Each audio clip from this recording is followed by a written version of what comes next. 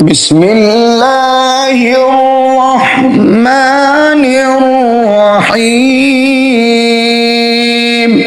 الرحمن علم القرآن خلق الإنسان علمه البيان. الشمس والقمر بحسبان والنجم والشجر يسجدان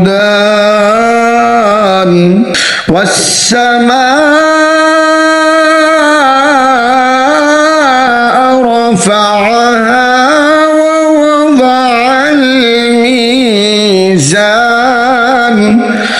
ألا تطغوا في الميزان وأقيموا الوزن بالقسط ولا تخسروا الميزان.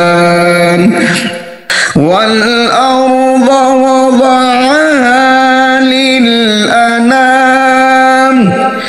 فيها فاكهة والنخل ذات الأكمام والحب ذو العصف والريحان فبأي آلاء ربكما تكذبان.